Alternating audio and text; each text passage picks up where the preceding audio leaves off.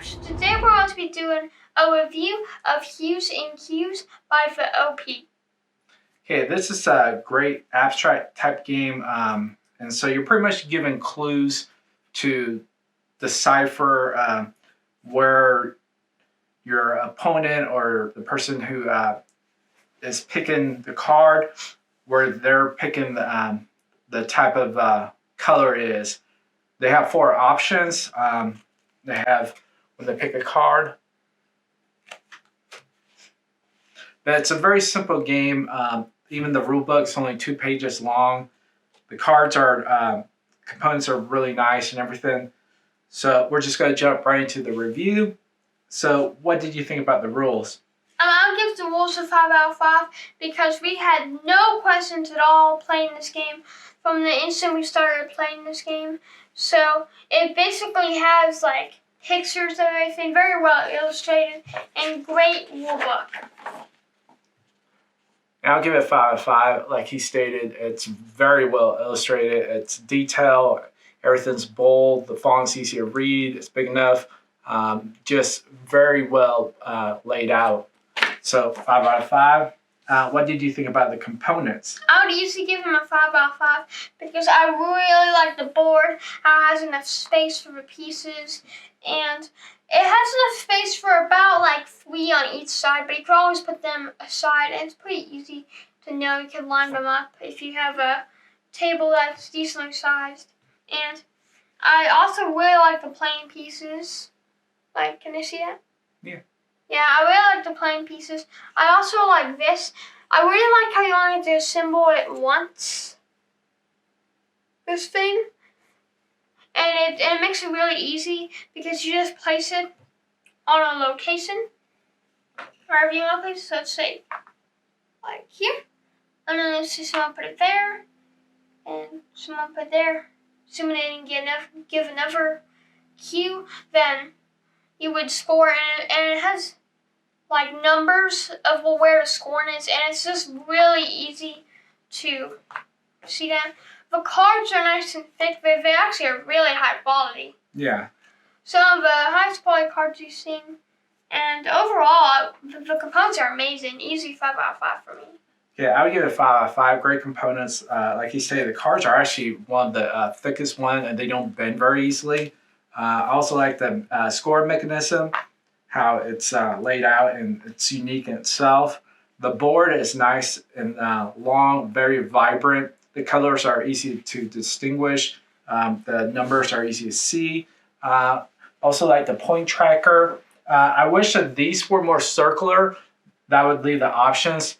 When you play with more players, you would be able to actually put them on each scoring track because currently they're too long and they take up a lot of space. If they were the small circular ones, you could put them on top of each other, and so it would allow for the 3 to 10 players to actually play and still keep their scores in the scoring track.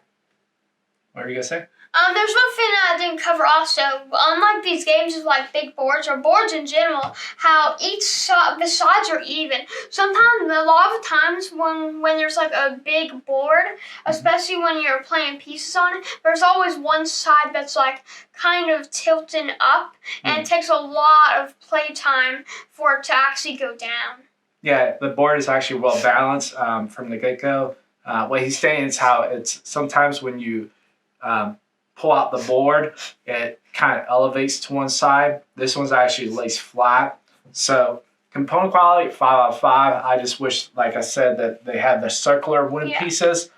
That way you can actually, when you play with a big group, you can put them on top of each other as opposed to only where it fits 3 at the moment. So what did you overall experience? I would give the experience a 4 out of 5. We didn't have a bad experience with the rules or anything. It's just the fact of how it was a little bit there really isn't like really any strategic like value to this game, and we were kind of like recycling the words we used in the previous game. But I'll go more in detail into that in the mechanics. Okay, I'll give it like 4 out of 5 as well.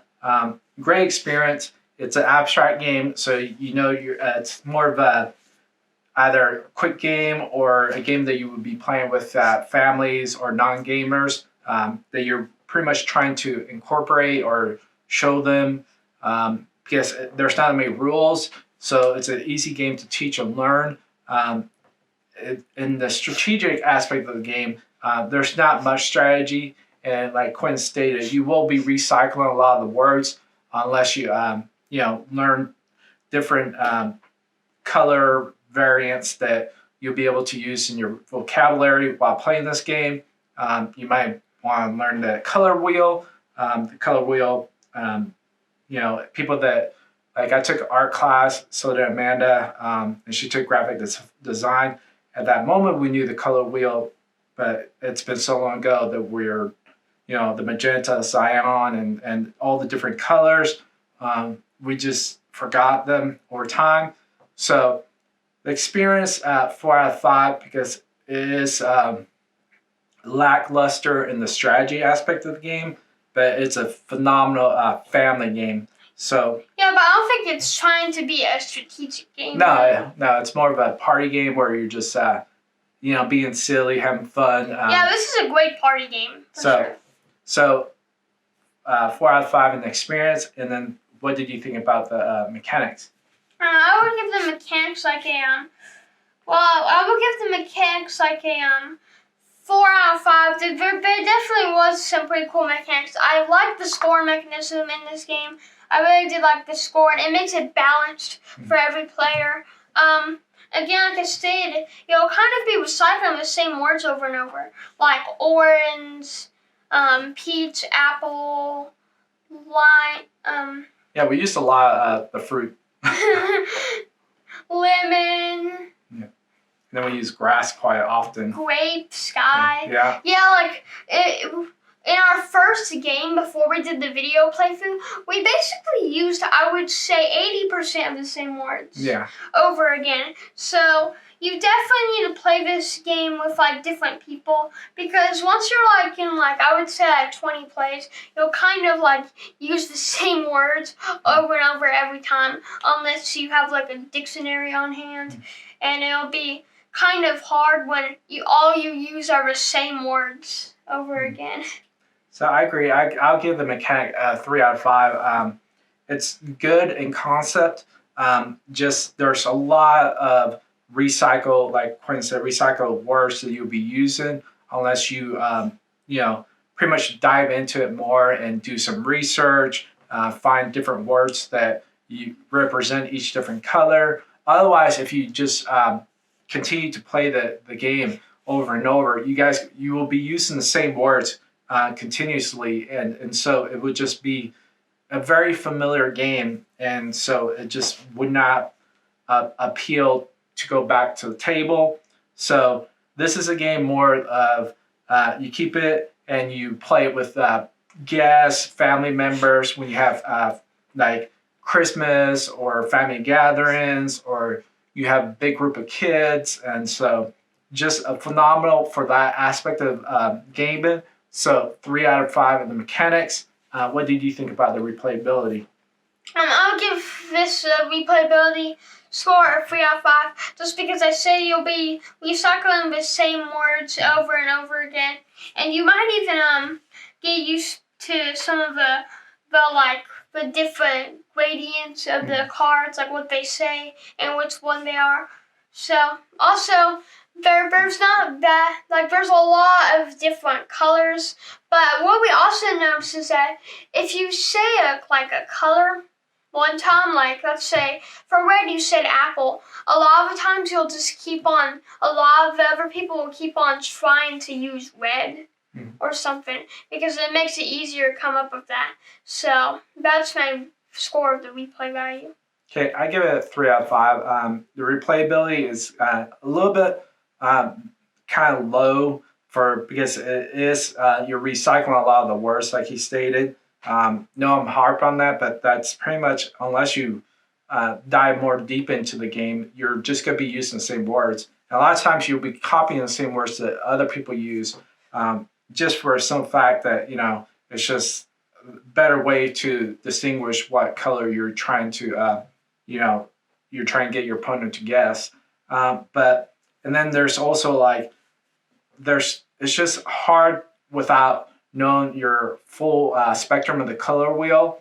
So that aspect, you're just pretty much using stuff that you know or is common, and so that's what we use.